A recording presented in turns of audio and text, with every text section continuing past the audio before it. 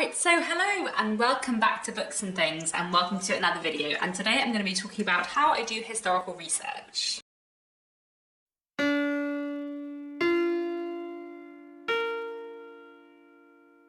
So this is sort of like partly a writing video, partly a reading video, partly like a history video, I guess. If you're new here, hi, my name's Katie, I write historical fiction. If you've been around here for a while, then you know that my debut novel, Secrets of Hartwood Hall, has just come out, and that it is a work of historical fiction set in the Victorian period. And I thought it might be nice to make a video talking about like how I do historical research and what my process tends to be for like doing historical research for writing, because hopefully that might interest some people. I know a few people have been asking about it in the comments and stuff, so hopefully this will be an interesting video. I think I should be able to do this video without spoilers because I am gonna be like talking generally about doing historical research. Maybe it'll be more interesting if you have read The Secrets of Hartwood Hall already, but I feel like hopefully it'll still be really interesting even if you haven't. Anyway, so let me talk about historical research. I'm going to be talking about like my general approach and then like a few like different categories of historical research, I guess. So when I'm writing a historical novel, I tend to do historical research like all of the way through the process. So I do historical research like before I start writing the book, while I am writing the book, and after I've written the book, or after I've written the first draft. A lot of my historical research does tend to be like shoring things up and making things more richer, I suppose, in the editing process. So I was kind of doing historical research like at all stages of The Secrets of Hartwood Hall, I guess. And actually some of the most like interesting research I kind of did on the edit stage, when I was like improving things and refining things, I guess, which was pretty satisfying. In general, when I write a book, I have like a folder on my computer in which I have multiple documents, including like the actual novel, the words, a like plan of some kind, sometimes a timeline document, sometimes a character list document, depending on the kind of book I am writing. And I also have a historical research document, which is where I like gather together notes from like various different things, both like written notes and pictures and images and that kind of thing, and I tend to have a document that I like use for reference, and I put it all together in one Word document so that I can just like search for things if there's anything I'm specifically looking for. I tend to start that document like quite early on in the process and then like add things to it as and when I find new things, so that I can like go back to that document and check where I found a specific piece of information, or see if there was other information I found on similar things. I feel like the kind of research a writer will do for writing a historical novel will really depend on the kind of historical novel they are writing. So some writers of historical fiction are writing about real life historical figures that did exist in the past, and when that is the case, they must have like so much more research to do, and it must be a very different kind of research when you're trying to write a story that is based on something that really happens. The kind of stuff that I write, the kind of historical fiction that I write, is not based on real events, but it is like firmly grounded in the time period. So for me, the way I think about it is that like I'm not writing about something that happened, but I'm writing about something that theoretically could have happened, that would have been possible at the time. So yeah, I feel like the kind of historical research you have to do for a historical novel just really depends on the novel. Anyway, I feel like that was a bit of a rambling introduction, and the main thing I wanted to talk about was sort of like 7 areas of research, or like directions of research, I suppose. So the first thing I wanted to talk about is kind of like background knowledge and inspiration. I feel like a lot of people who write historical fiction start with an idea in mind that is in some way inspired by history. And for me personally, like I've been interested in Victorian literature and Victorian history since I was about 13 years old. I have been reading Victorian literature and reading non-fiction about the Victorian period for a really long time. So I kind of feel like I have been researching for The Secrets of Hartwood Hall in preparation since I was about 13 years old. So a lot of the like background research that you might have to do if you're writing about a time period that was unfamiliar to you or less familiar to you, I feel like I just did all that research just like by living the life that I led and reading the books that I have read. And you know, I studied Victorian literature and Victorian history in school and at university. I've kind of just spent a lot of my life like studying and reading about the Victorians, I suppose. So I kind of didn't need to do a lot of background research before starting to write The Secrets of Hartwood Hall. You know, I feel like I can sit down and write a story set in the Victorian period and only have to look up small details in terms of historical research. I don't need to do lots of background historical research about what life was like because I just know it. I've been just immersing myself in the Victorian period for a really long time. However, if I were to ever write historical fiction set in a different time period, I feel like I would have to do a lot of background research first.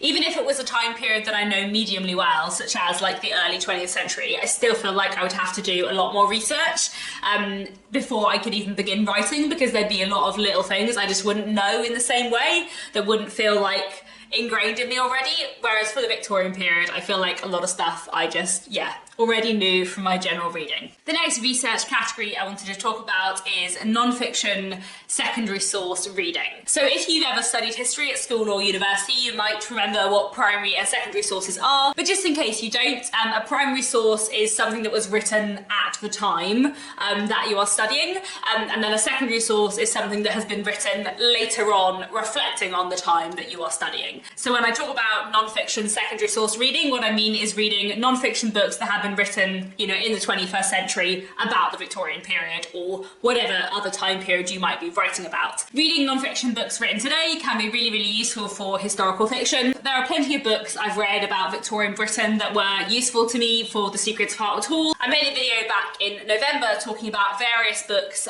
which are about Victorian Britain, so I'll link that down below because I talk about a lot more books there than I'll talk about here.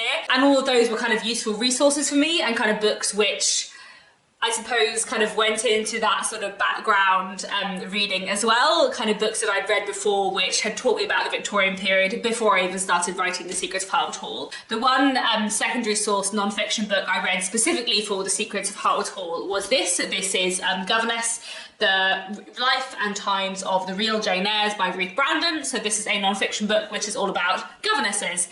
So obviously I read this for The Secrets of Hartwood Hall because the main character in The Secrets of Hartwood Hall is a governess. This was a really interesting book, and it wasn't actually quite as useful as I was expecting, because it's basically sort of biographies, mini biographies of various different women who happen to be governesses at some point in their life, but it's not really about what it meant to be a governess. So I found like elements of it useful, but I didn't actually find it that useful overall. But I did sort of buy and read this specifically for The Secrets of Hartwood Hall. In terms of other sort of secondary source non-fiction books, there are definitely books which I have on my shelves which were useful to me before and during The Secrets of Hartwood Hall. So a couple which I've always found really helpful. The Victorian House by Judith Flanders is great. How to Be a Victorian by Ruth Goodman is really good. This sort of textbook book, British History 1850 to 1914, is a really useful one too. And another really useful secondary source resource is victorianweb.org, which is a fantastic website which just has tons of essays and articles about the Victorian period. Another thing I always find really useful when I'm doing kind of historical research for a book is to look for kind of like specific titles if there's something very specific I'm interested in. And there's one publisher in particular who are really good for that, and this is Pen and Sword. Pen and Sword publish a really big range of lots of different history books, a lot of which are very, very specific, which is really, really fantastic, because sometimes there's just something very specific you want to learn about. I've read a lot of books from Pen and Sword before, and they're just a really fantastic publisher, and like I said, they are quite good if you're like looking for a history of something specific. It's good to just have like a search on their website, so I'll link them down below too. In general, I would say as well that when I am reading non-fiction secondary sources for historical research, I'm not necessarily reading a book all the way through cover to cover. You don't have to do that if you're doing historical research. Sometimes I am reading a book all the way through cover to cover. Sometimes I'm reading just chapters, sometimes I'm reading specific bits, sometimes I'm skim reading bits to look for like information that I need. There's lots of different ways to do historical research, and you don't necessarily need to like read a book cover to cover. Okay, the next area of research I want to talk about is non-fiction primary source reading, and this for me is like one of the most useful things that you can do for historical research, and I actually find reading primary sources much more useful than reading secondary sources. And I feel like a lot of people assume that the way to do historical research is to read lots of secondary sources, lots of stuff written today about the past, but actually it can often be so much more useful to read stuff from the past, from the time period you're writing about. And for me, reading primary sources is like the single most useful thing I do when I do historical research. So reading non-fiction primary sources could mean reading newspaper articles from the time, or reading conduct books from the time. Conduct books can be especially useful if you're writing something set in Victorian Britain, because the Victorians love to tell each other how to behave, so there are so many conduct books. But you know, people in the past also wrote advice books and handbooks and instruction books and letters to each other and diaries. Like, there are so many things you can find that were written in the past that are non-fiction, which can be hugely useful. I think one of the reasons why people don't think of primary sources necessarily first is because they can seem a bit harder to find, but there actually are a lot of good places to find them. So I have 3 places where I'd recommend looking for primary sources, and the first one is Google Books. If you go to Google and go to the book search, Google Books has a mass of old books that are digitized and available to read on Google Books, and you can search for things and find them. Personally, I have found so many old books through Google Books which have just been hugely, massively useful to me. So there were quite a lot of books that I read on Google Books on my computer for the Secrets of Hartwood Hall, which were really useful. So one thing that I did was I read quite a few conduct books for governesses that were written by Victorian governesses in the Victorian period for other governesses, telling them how to behave. And that book for me was so useful, more useful than any secondary source, about telling me what it was like to be a governess. And obviously conduct books are there to tell people how to behave, which of course isn't necessarily how people did behave. But you can tell by the things conduct books are focused on what rules were often broken. Like, the things that the conduct books really emphasize are obviously the things that people were concerned about at the time. Like, there's so much you can learn from conduct books. I find it fascinating.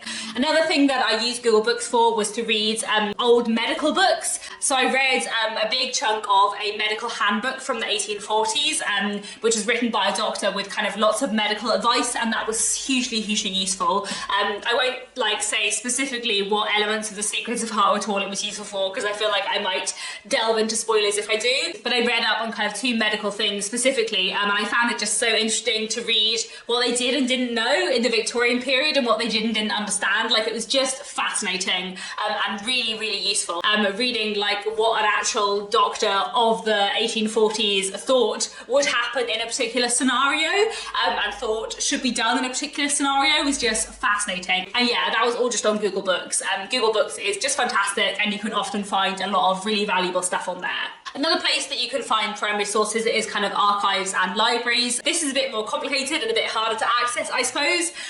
So far, the only place I have used like physically for primary sources is the British Library, and I didn't use that for the Secrets of Hartwood Hall at all, but I have been using the British Library to do research for my next book, which is very exciting. So if you're in the UK, the British Library has a library in London and also in Boston Spa in Yorkshire, where you can go and you can request books, and they have a ton of primary sources.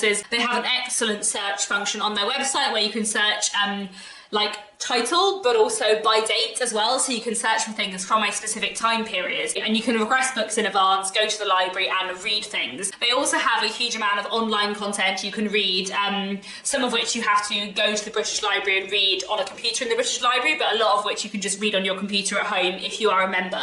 So you do have to go to the British Library once to get a reader's pass and like prove your identity in order to access the online content, but actually that's the only time you have to go. So you could go once and then you could access the British Library online at other times. If you're in the UK and can ever get to London, then the British Library is like absolutely fantastic for historical research. Like I said, I didn't use it for the Secrets of Hartwood Hall for any of the research I did for that.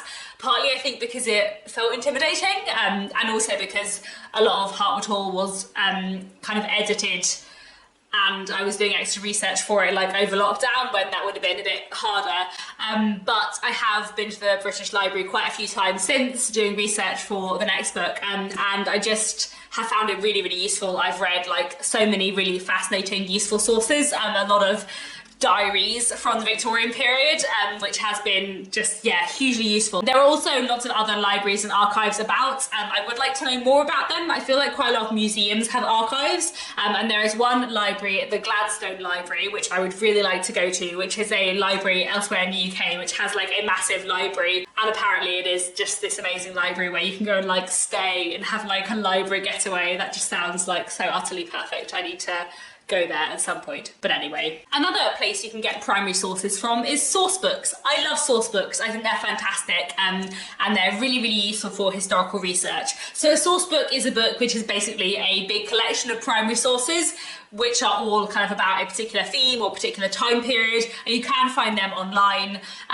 They're often recommended on like university courses, which is where I have found like some of the ones I've used in the past. So two kind of general Victorian ones I've used which have been really helpful for me is this is Industrialisation and Culture 1830 to 1914 and Culture and Society in Britain 1850 to 1890. Both of these books are really fantastic source books which I have found really useful in the past. And then there was a specific source book I got just for The Secrets of Hartwood Hall, which I read in full while I was doing the edits for The Secrets of Hartwood Hall, which was hugely useful, and that's this. This is Victorian and Edwardian Somerset, and this is a source book which is full of photographs and primary sources about Victorian and Edwardian Somerset. So quite a bit of this book was about kind of a later time period than The Secrets of Hartwood Hall was set, but it was still hugely useful in terms of telling you more about the landscape and lots of different places in Somerset, and kind of giving me like a lot of local detail which I really needed to like enrich the setting in Hartwood Hall, I guess. So this was massively useful and really, really great. Then the next area of historical research I wanted to talk about is fiction primary source reading, and this is another very big one for me. So when I say fiction primary source reading, I mean reading fiction from the time period that you are writing about, which obviously with my great love for Victorian literature is something that for me is really important and that I definitely consider part of historical research. There is so much you can learn about a time period by reading the fiction from that time period. There are so many little details you can get from fiction that you often don't get from non-fiction. Both kind of primary source and secondary source non-fiction often isn't concerned with like little small details, but fiction is often very concerned with little small details, and I find like so many small details are things that I get from fiction, from reading fiction from a time period. And I also feel like you get a really good sense from fiction from a particular time period of like the voice of a time period, how people spoke, how people used language, how people related to each other, and also like what the concerns of the times were, like what people were thinking about all the time. I feel like from reading a lot of Victorian literature, I have a clear idea of like the sound and voice of the Victorian period, and also a clearer idea of like what the Victorians were worried about, which is really helpful for me when writing historical fiction set in the Victorian period. I also feel like, depending on the genre of historical fiction you're writing in, if you are writing something set in the Victorian period like I am, then actually the way that a lot of people have encountered the Victorian period is through fiction, because a lot of Victorian novels are very common and well known and really loved. And for me as a writer of historical fiction, I feel like it's important for me to be really accurate, but also that something feels right. I try really hard to always do both, but for me it's important that if I'm writing something set in the Victorian period, it feels Victorian to someone who's reading it, as well as being like authentically Victorian. So for me, like the kind of tone and voice of Victorian literature is quite useful for me to create a fictional world that feels Victorian to people reading it who have read Victorian literature. I feel like basically all of the Victorian literature I've ever read has influenced The Secrets of Hartwood Hall in one way or another. I feel like specifically it is very heavily influenced by Jane Eyre, Agnes Grey, and The Tenant of Waltham Hall. Actually, Agnes Grey was like the most interesting, useful novel for historical research, because I reread Agnes Grey while I was doing edits for The Secrets of Hartwood Hall, and actually like Agnes Grey has so much about the daily life of being a governess, and that was really, really useful. Like Jane Eyre obviously has a governess as a central heroine too, but Jane Eyre is less about being a governess, and Agnes Grey is quite a lot about being a governess. And I found that really, really useful for writing The Secrets of Hartwood Hall. Another Victorian book that I found really, really useful that I also reread while I was doing edits for The Secrets of Hartwood Hall was The Woodlanders by Thomas Hardy. As I've already mentioned, The Secrets of Hartwood Hall is set in Somerset, is set in the West Country, and so Thomas Hardy was kind of really useful for me for looking at like what the West Country was like. And also woods kind of feature quite heavily in The Secrets of Hartwood Hall, so I reread The Woodlanders kind of looking at the way that Hardy writes about trees and the way that his characters speak and the way that their kind of communities work, which I found really, really useful for kind of like rewriting bits of the Secrets of Hartwood Hall. And even like some of the West Country slang that people use in the Woodlanders, I kind of like made a note of, thinking about how the characters who are from Somerset speak in the Secrets of Hartwood Hall. Then one other fictional thing I read for the Secrets of Hartwood Hall, which was really useful, was a book called Ghosts and Legends of South Somerset by George F. Munford. And this was a book that came out in 1922, but it was like a collection of old folk stories that had been in existence in Somerset for quite a long time. And I found this really useful for like some of the elements of superstition and the themes of kind of superstition and folklore that run through the Secrets of Hartwood Hall. So Hartwood Hall is a big, slightly spooky house that people in the nearby village don't trust, and they have lots of superstitions about it. And some of the superstitions they have about it were things that I was kind of like inspired by from reading Ghosts and Legends of South Somerset, which just had like so many interesting like little anecdotes about places you shouldn't go and things that were dangerous and places that were supposed to be haunted. I just found that really helpful to read for research and to kind of like build into the atmosphere of the Secrets of Hartwood Hall, so that was a really great read as well. The next area of research I want to talk about is language research.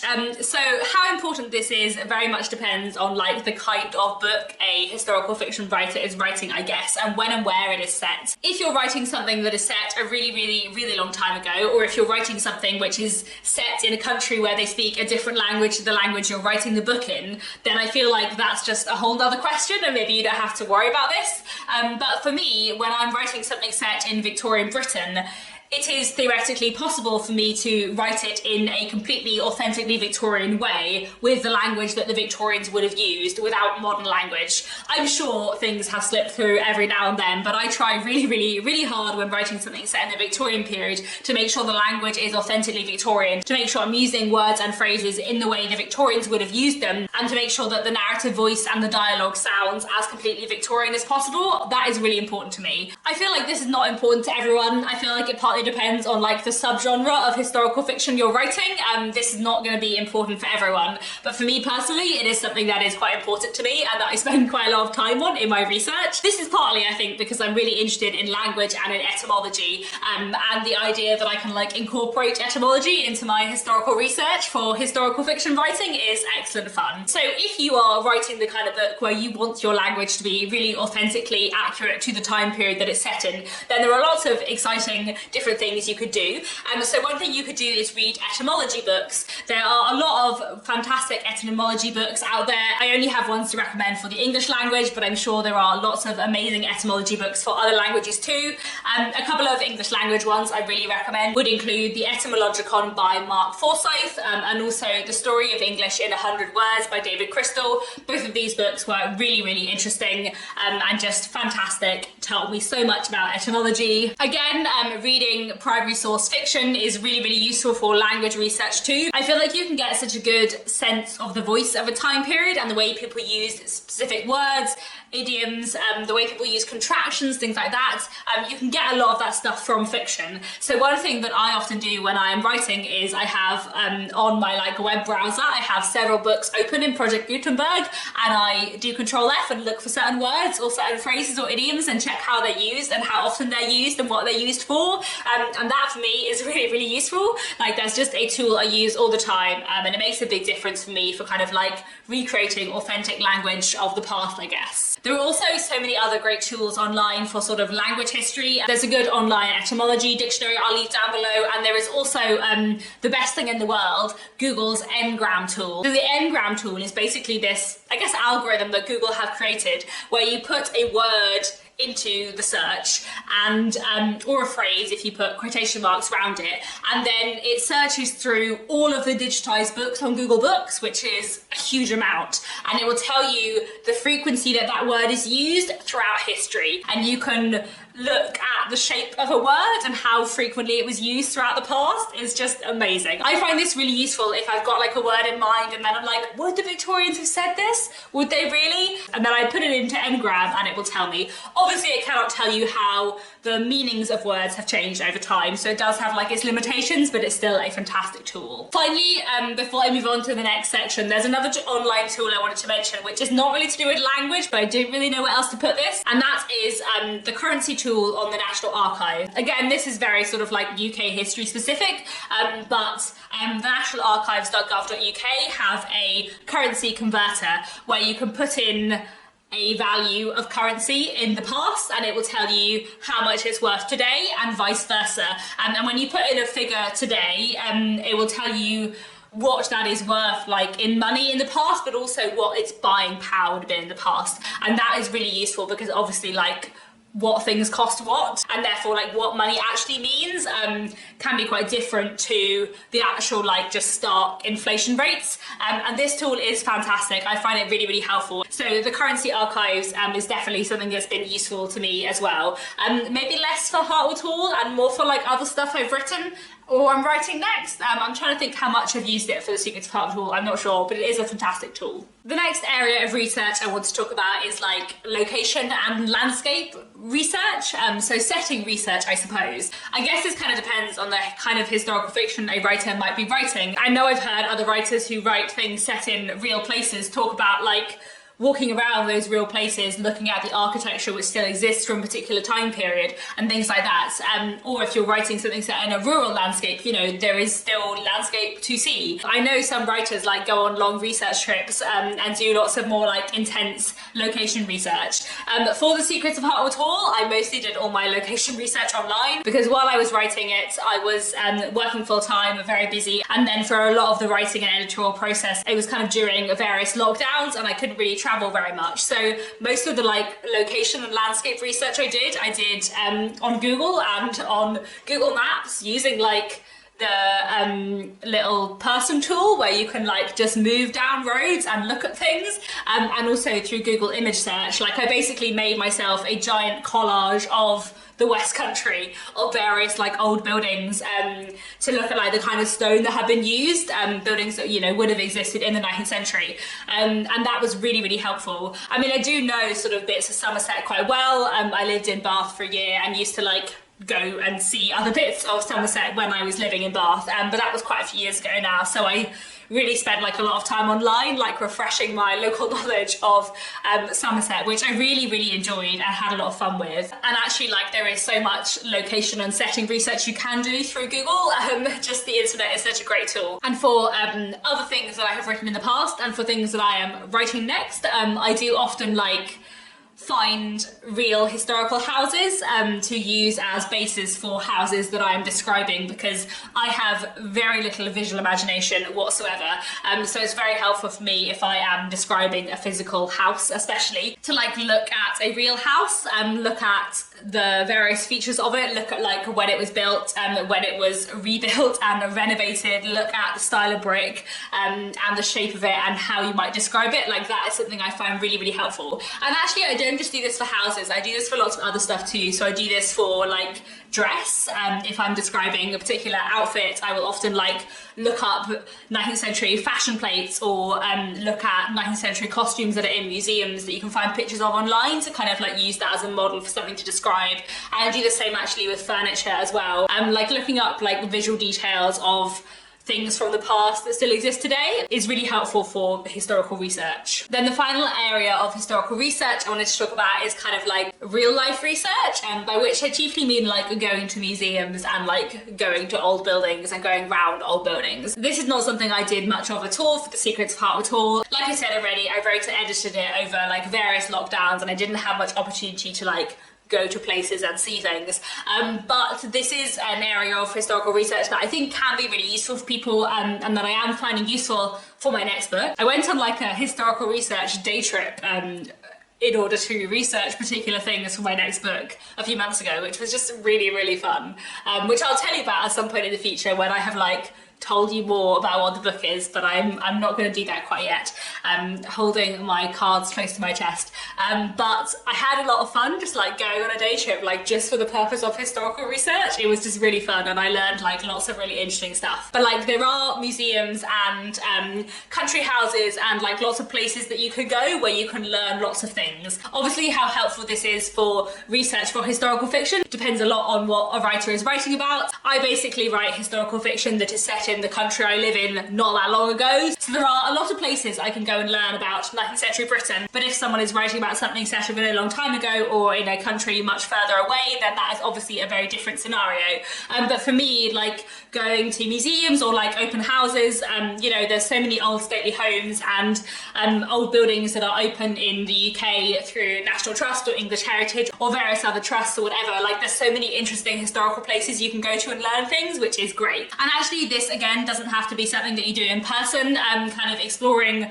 old buildings and museums can also be something that you do online. A lot of museums and a lot of old country houses have really fantastic websites with like really good history sections and lots of images. And I've definitely found like the history sections of National Trust properties really, really useful for writing stuff set in the Victorian period. Because one thing that is very important to remember if you're writing a book set in the 19th century is that the houses that people lived in were mostly not new. People in the 19th century were often not living in 19th century houses. They were living in houses that had been built a fair while before, especially the sort of like grand, big, stately homes, somewhere like Hartwood Hall. If someone was living in a place like that, it was probably a much older property, but it probably also would have like changed over the time period. So I find that looking at web pages for various houses on like National Trust or English Heritage is really useful because they often have a good history section talking about when different bits of the house were built and kind of how the house changed over time. The house in the Secrets of Hartwood Hall is sort of loosely based on Corsham Court, which is a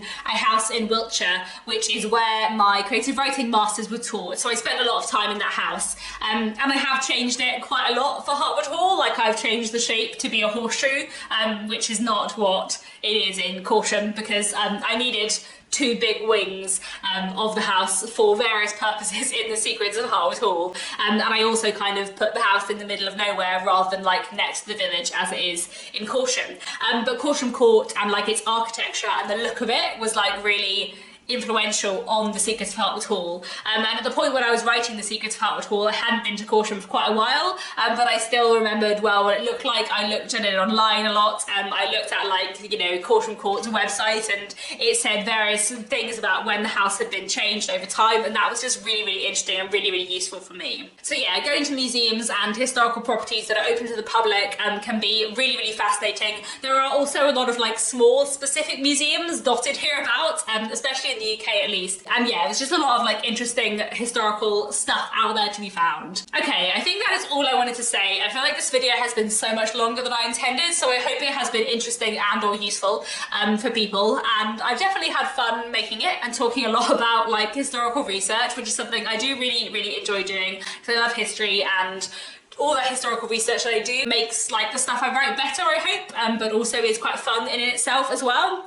So I think that's all I wanted to say for today. Do let me know down in the comments if you have any questions, any thoughts. That's all for now, and I'll be back very soon with another bookish video.